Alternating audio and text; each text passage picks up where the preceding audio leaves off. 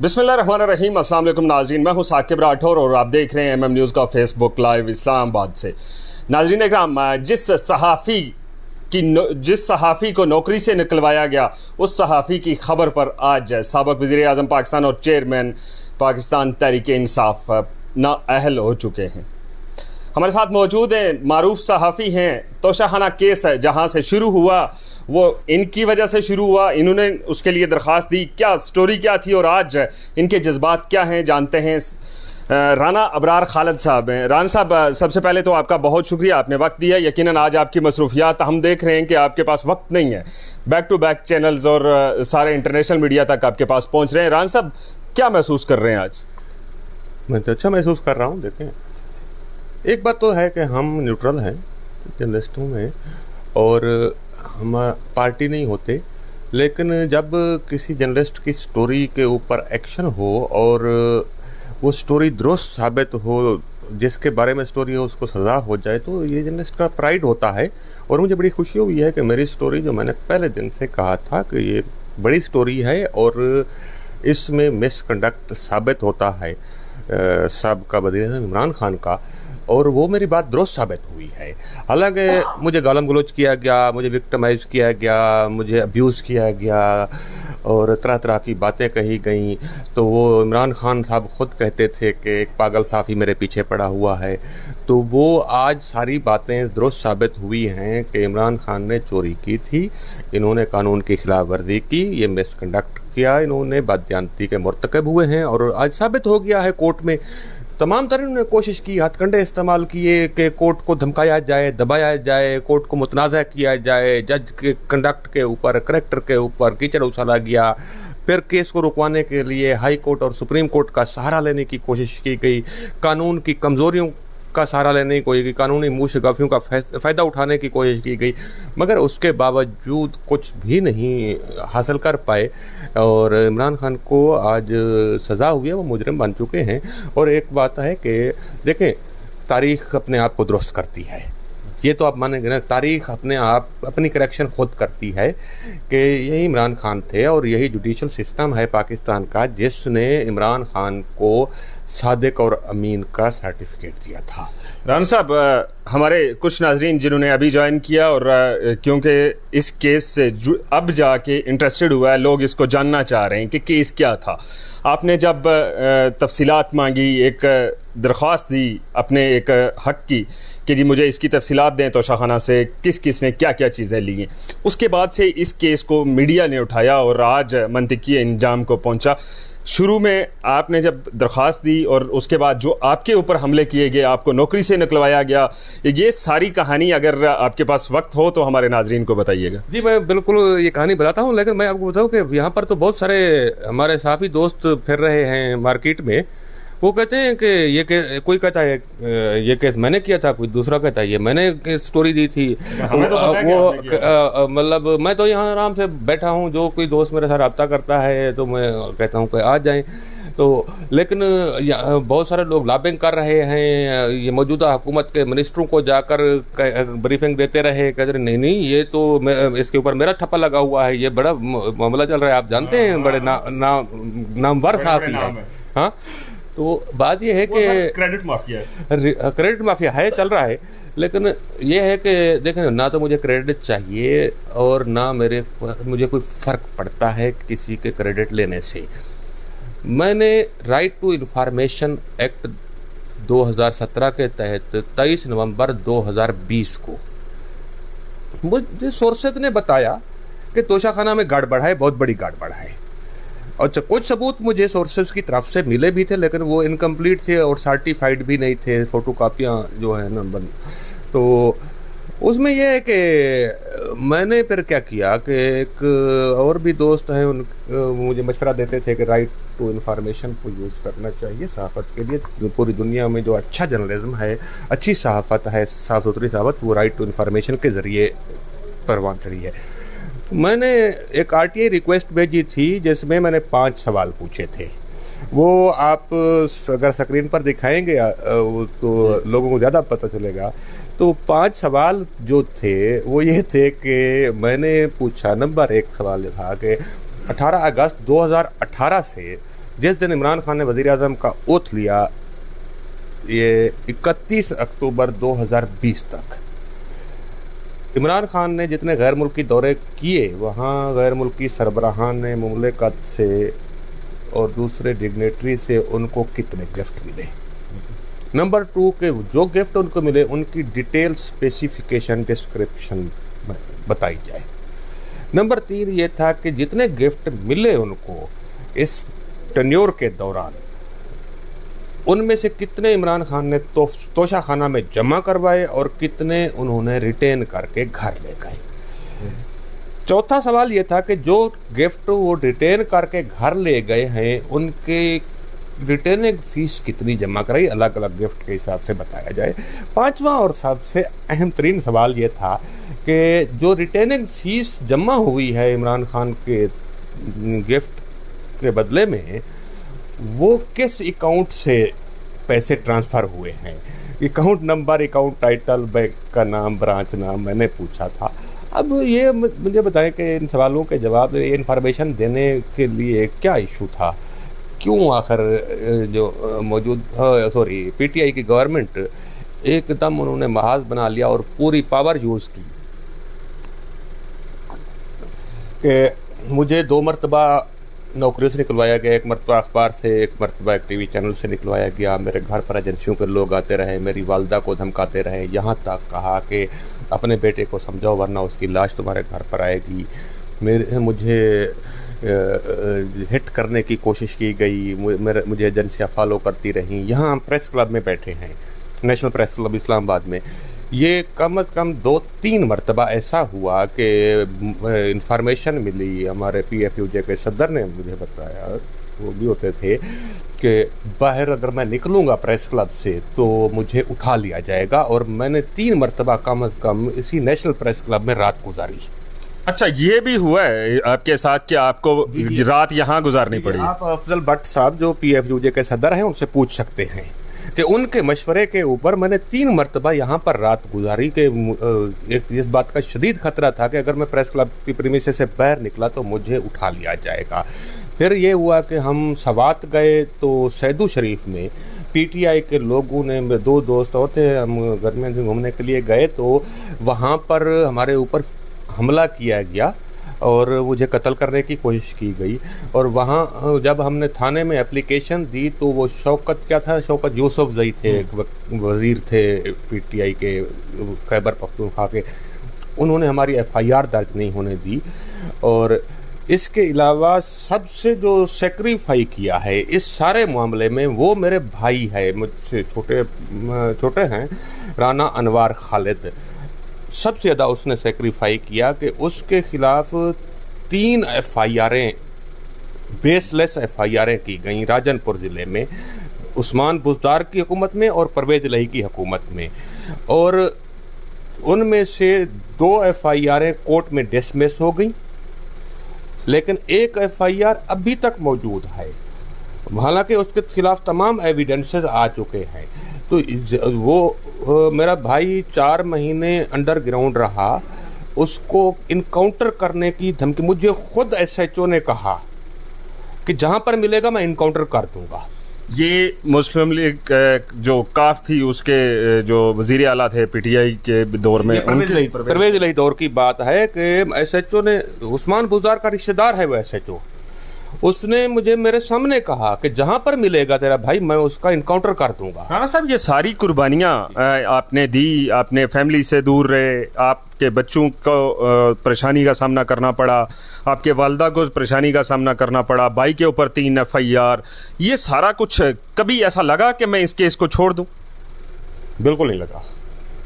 उसकी वजह यह है कि वो, मैंने पहले भी कहा, जो ये सब कुछ कर रहा था वो जनरल न्याजी की औलाद है और मेरे अंदर राणा प्रताप सिंह का खून है और मैं कैसे उससे डरता। राणा साहब, हमारे एक दोस्त हैं सोशल मीडिया पे अभी लिख रहे थे कि मैंने राना अबरार खालिद को जिस दौर में देखा था उस दौर में राना अबरार खालिद के जूते फटे हुए होते थे और उसके जो माशी सूरत हाल है वो वैसी कोई नॉर्मल होती थी। और आज जब राना अबरार खालिद इतना फेमस हो चुका, आज भी वही हालत है, सिर्फ बालू में चांदी और तौन थोड़ी सी निकली है। कहीं इसके दौरान आपको माली कोई फ़ायदे की भी बात शायद की हो पीटीआई की गवर्नमेंट में कि ले लो थोड़े पैसे यार, साइड पे हो जाओ, कुछ ऐसा था? यार ऐसा है कि मैं एक्सरसाइज नहीं कर पाता, वॉक करने की कोशिश भी करता हूँ, लेकिन थोड़ा टाइम नहीं मिलता है, इसकी वजह से जो है ना ये इशू हो गया है। लेकिन हाँ, आपको मैं बताऊँ कि जब ये मैं इंफॉर्मेशन के हसूल के स्ट्रगल कर रहा था, ये केस चल रहा था, तो लास्टली ये हुआ था कि सेक्रेटरी कैबिनेट डिवीजन के खिलाफ तौहीन अदालत की दरख्वास्त दी थी, उसकी प्रोसीडिंग समाप्त हो रही थी। तो उस दौरान सेक्रेटरी कैबिनेट डिवीजन थे अहमद नवाज सुखेरा, पीटीआई के दौर में। वो मेरे जानने वाले तो थे, क्योंकि वो मुख्तलिफ और महकमों में सेक्रेटरी रह चुके थे, एज ए जर्नलिस्ट ब्यूरोक्रेसी को हमें मिलना पड़ता है। तो उन्होंने मुझे फ़ोन किया कि मैं आपके साथ चाय पीना चाहता हूँ, आप प्लीज़ मेरे ऑफिस में तशरीफ़ ले आए। तो मैंने कहा ठीक है, चाय पीने में क्या है, मैं चला गया उनके ऑफिस में। तो उन्होंने चाय का बड़ा इंतज़ाम किया हुआ था, तो मैंने सिर्फ से चाय का कप लिया और उसने कहा कि देखें आप मेरे छोटे भाई हैं, आप जब भी आए मैंने आपके साथ हमेशा कोऑपरेट किया। मैंने कहा देखिए, कोऑपरेट का मतलब ये है कि आपने खबर के मामले कोऑपरेट किया, मैंने आज तक आपको कोई काम नहीं कहा। अच्छा, तो आप एक मेरा काम करें। मैंने कहा बताओ क्या काम है? कहते हैं कि ये जो आपकी एप्लीकेशन हैं ये तोशाखाना के मामले में, ये आप विथड्रा कर लो, क्योंकि कल प्राइम मिनिस्टर ऑफिस में मीटिंग थी, प्राइम मिनिस्टर खुद भी मौजूद थे।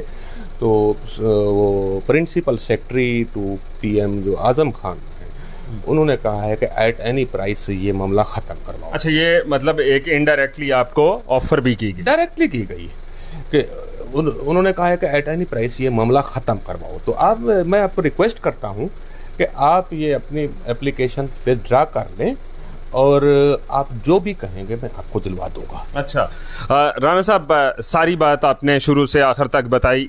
2022 5 अगस्त से जब से ये पिटीशन फाइल हुई और उसके बाद से केस चलता रहा, और आज वो दिन है कि जब आपकी जो खबर थी वो दुरुस्त साबित हुई और चेयरमैन पीटीआई नाअहल भी हुए, कैद भी हो गए। अब क्या देखते हैं, क्या मुस्तकबिल क्या है पीटीआई का? देखिए, मुस्तकबिल तो इन चीज़ों पर डिपेंड नहीं करता होता सियासी पार्टियों का। सियासी पार्टियों का मुस्तकबिल उनके विजन, उनके प्रोग्राम और उनकी परफॉर्मेंस के तहत डिपेंड करता है। ठीक है, अब अगर हम देखें तो पीटीआई का विजन क्या है? पीटीआई का विजन तो सबके सामने है कि जब पीटीआई का लीडर कहे कि यू टर्न सबसे अच्छी बात है, तो आप ये वो कोई गैर मुल्की टीवी वाले का इंटरव्यू भी आप कल परसों कोई आया है चंद दिन पहले, तो ये मतलब है जब विजन होता है तो पॉलिटिकल पार्टीज कैसे सरवाइव कर सकती हैं, तो उनका फिर प्रोग्राम होता है। जब मैं आपको बताऊं कि प्रोग्राम की मैं क्यों जिक्र कर रहा हूं, जब 2018 के इलेक्शन हो रहे थे तो इमरान खान ने हमारे इलाके में सरायकी वसेब में जहाँ जहाँ भी जलसा किया तो एक स्टाम्प पेपर दिखाता था इमरान खान। वहाँ पे भी पेपर लहराया गया? जी हाँ, वहाँ सबसे पहले वहाँ एक स्टाम्प पेपर के ऊपर मुआहदा किया था जिस पर इमरान खान के दस्तखत मौजूद हैं। वो जो सूबा महाज बना था ना, जो जम हुआ था, उनके साथ बैठकर मुआहदा किया था 100 दिन के अंदर सरायकी सूबा बनाऊंगा, और वो हर जगह पर उसने स्टाम्प पेपर लहराया और कहा कि मैं 100 दिन में सरायकी सूबा बनाऊंगा। और उसके बाद अपने मंशूर में भी लिखा, मंशूर में और भी बहुत कुछ था। जब कोई भी पार्टी अपने मंशूर, अपने प्रोग्राम की बुनियाद पर या किसी भी वजह से इक़्तिदार में आ जाती है और फिर उस प्रोग्राम को जो है ना उठाकर कारपेट के नीचे फेंक दे, तो लोग सोचने पर मजबूर होते हैं। फिर ये है कि आपको जब आपको इक़्तिदार भी मिला है, जैसे मिल गया, आरटीएस के तहत मिल गया, एस्टेब्लिशमेंट ने दिलवाया, जैसे मिल गया, आपको शुक्र अदा करना चाहिए। शुक्र अदा करना चाहिए, मुझे इक़्तिदार मिल गया, अब मैंने सिर्फ परफॉर्म करके दिखाना है।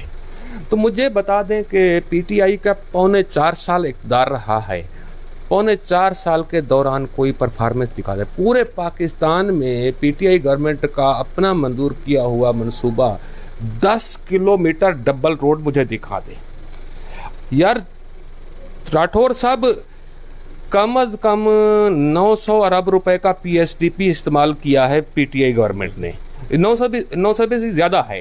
अच्छा, इसी तरह कोई 2-2.5 हज़ार रुपये का ADP, 2-2.5 हज़ार अरब रुपए का ADP उस्मान बुज़दार की गवर्नमेंट ने यूटिलाइज किया है।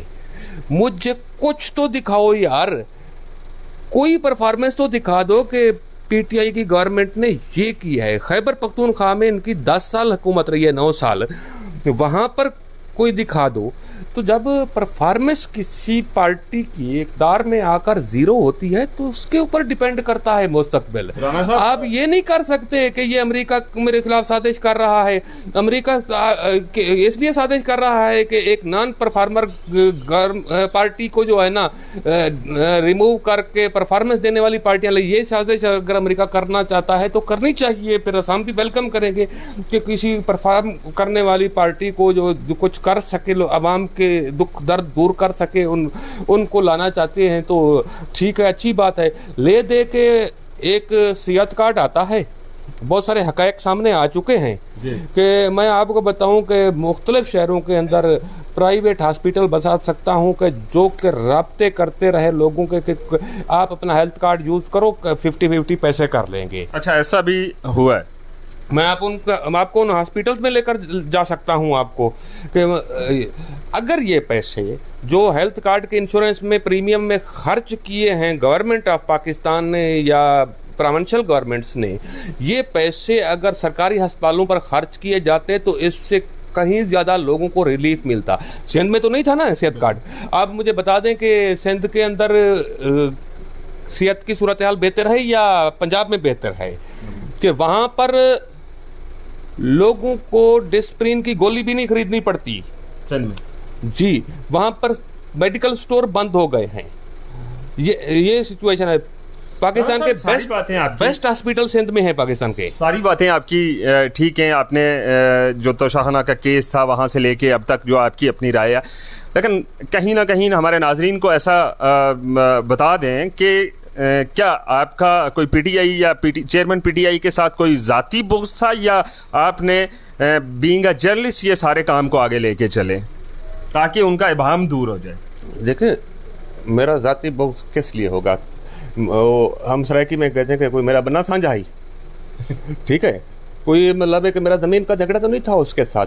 बात यह है कि बुग़्ज़ राठौर साहब बनता भी है, कैसे बनता है?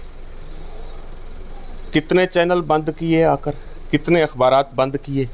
पाकिस्तान में कम अज़ कम 30,000 जर्नलिस्टों को बेरोज़गार किया PTI की गवर्नमेंट ने। जर्नलिस्टों का कह रहा हूँ, मीडिया वर्कर का नहीं कह रहा। मीडिया वर्कर उससे डबल कर ले, क्योंकि जहाँ पर एक जर्नलिस्ट होता है पीछे कम अज़ कम 4-5 मीडिया वर्कर काम कर रहे होते हैं। तो ये किस लिए किया? ताकि सवाल कोई ना उठा सके मेरी हुकूमत के ऊपर। जब सहाफ़ी ही नहीं होगा मुल्क में तो सवाल कौन उठाएगा? अच्छा, इसी शख्स ने मतलब पाकिस्तान के अंदर 8 करोड़ सराइकी बोलने वाले लोग मौजूद हैं। किस 8 करोड़ लोगों के साथ इतना बड़ा खिलवाड़ यार के स्टाम्प पेपर लहरा कर आप वोट ले रहे हैं और 4 साल में आप जिक्र तक करना भूल जाते हैं कि वो स्टाम्प पेपर क्या था जो मैंने सूबा बनाने का वादा किया था। तो देखें, जो आवाम के साथ वादे करके धोखा दे आवाम को, ऐसे चीटिंग करे जैसे आपके मोहल्ले में कोई बंदा आकर किराए का मकान लेता है और कमेटियां इकट्ठे करके एक दिन घर को ताला लगाकर भाग जाता है। मतलब ऐसी नौसरबाजी जो बंदा करे पाकिस्तान के साथ, पाकिस्तान के अवाम के, मुझे बताएं, चलो छोड़ दें। ये जो MM आलम का त्यारा था जिसको तबाह करने के इंडिया ख्वाब देखता था, तो उसको जो तबाह करवा दे तो उसके साथ बुग़्ज़ नहीं होना चाहिए क्या? कि बीएंगे पाकिस्तानी यार, हम पाकिस्तानी सिटीजन हैं, हम पाकिस्तान का पासपोर्ट लेकर दुनिया में जा सकते हैं, दुनिया से कम्युनिकेट कर सकते हैं, पाकिस्तान का शनाख्ती कार्ड रखकर हम दुनिया से कम्युनिकेट कर सकते हैं। तो ये कैसे हो सकता है कि हम अच्छे को अच्छा और बुरे को बुरा कहना छोड़ दें, कहें कि हम सिर्फ जर्नलिस्ट हैं जी? ऐसी न्यूट्रलिटी नहीं हो सकती। दुनिया में चले जाएं आप, अमेरिका में, जहाँ पर ये बड़े इंसानी हकूक़ के वावेले किए गए, जमहूरियत के ख़िलाफ़ कोई बात करे तो जर्नलिस्ट न्यूट्रल नहीं होता, जर्नलिस्ट पार्टी होता है, न्यूट्रल नहीं होता। अमेरिका के खिलाफ कोई बात हो तो जर्नलिस्ट न्यूट्रल नहीं होता, पार्टी होता है। कॉन्स्टिट्यूशन के खिलाफ कोई बात करे तो जर्नलिस्ट न्यूट्रल नहीं होता, वहाँ पर पार्टी होता है। लिहाजा हमें भी इस मामले में कोई मतलब एक शर्मिंदगी महसूस नहीं करनी चाहिए अपना सच बोलते हुए। बहुत शुक्रिया राना अबरार खालिद आपके वक्त देने का। आपने यकीनन आज आपके लिए एक बड़ा मसरूफ़ दिन है कि आपने इस वक्त तक जो मुझे अंदाज़ा है कि 10 से 12 जो मीडिया हाउसेस थे उनके साथ आप इंटरेक्शन आपका हुआ। नाज़रीन, इस वक्त तक की ताज़ा तरीन सूरत हाल ये है कि इस्लामाबाद के अंदर दफ़ा 144 का नफाज कर दिया गया है, सिक्योरिटी को हाई अलर्ट कर दिया गया है, क्योंकि चेयरमैन PTI को लाहौर से बजरिया मोटरवे यहाँ इस्लामाबाद शिफ्ट किया जा रहा है अडयाला जेल में। लेकिन दूसरी जानब ये भी बताते चलें कि जो एहतजाज की सूरत हाल जो देखी गई है ट्विटर के ऊपर के एहतजाज हो रहा है, फैज़ाबाद में हो रहा है, फलां जगह हो रहा है, लेकिन हमने ग्राउंड रियलिटीज़ घूम कर देखी है, अभी भी आपको दिखाएंगे किसी भी जगह पे PTI की जानब से कोई भी एहतजाज नहीं किया जा रहा। मज़ीद जो भी अपडेट होगी हम आप तक पहुँचाते रहेंगे, तब तक दीजिए इजाज़त। अल्लाह हाफ़िज़।